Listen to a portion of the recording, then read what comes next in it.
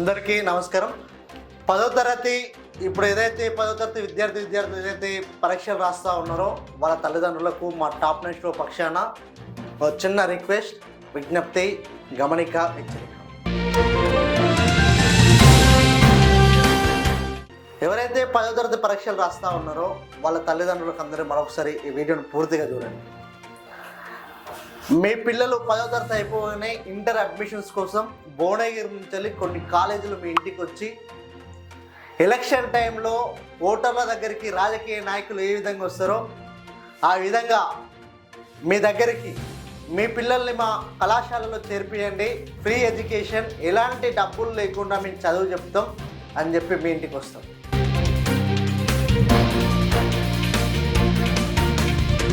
కానీ ఆ తర్వాత వాళ్ళని నమ్మి వాళ్ళ కాలేజీలో జాయిన్ చేస్తే డబ్బులు రక్తం పీల్చినట్టు పీలుస్తారు, జలగలంటంగా జలగల్లాగా పీలుస్తారు.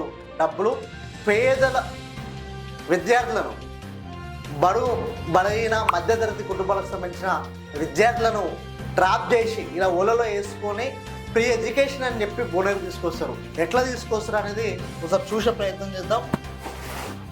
మన భువనగిరి పట్టణంలో, యాదాద్రి భువనగిరి జిల్లా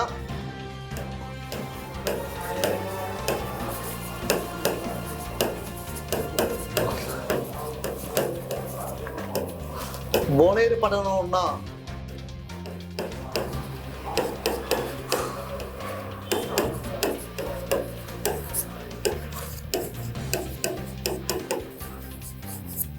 కొన్ని జూనియర్ కాలేజెస్, మరి ముఖ్యంగా చెప్పాలంటే వొకేషనల్ కాలేజీలు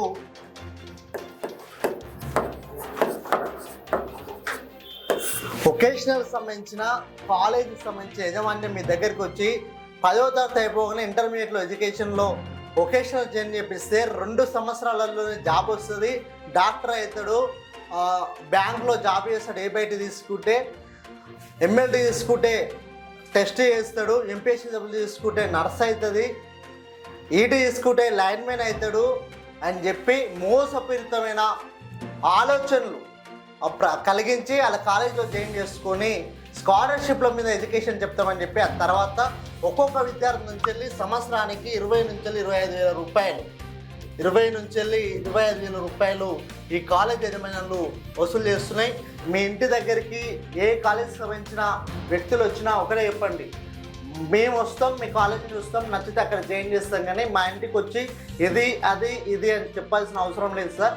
మేము తెలుసు ఏ కాలేజ్ మంచో తెలుసు, ఏ కాలేజ్ చెడో తెలుసు, మేము వచ్చి మీ కాలేజ్ చూస్తామని చెప్పండి. తస్మాత్ జాగ్రత్త. 10వ తరగతి విద్యార్థులు ఏదైతే 10వ తరగతి పరీక్షలు రాస్తూ ఉన్నారో, బోర్డు పరీక్షలు ఎవరైతే రాస్తూ ఉన్నారో వాళ్ళ తల్లిదండ్రులకు మరొకసారి మా టాప్ నెట్ స్టూడియో పక్షాన రిక్వెస్ట్ చేస్తూ ఉన్నాం, హెచ్చరిస్తూ ఉన్నాం, గమనించాల్సిందిగా కోరుతూ ఉన్నాం. మీరు ఒకసారి ఆలోచన చేసుకోవాల్సిన అవసరం ఉంది.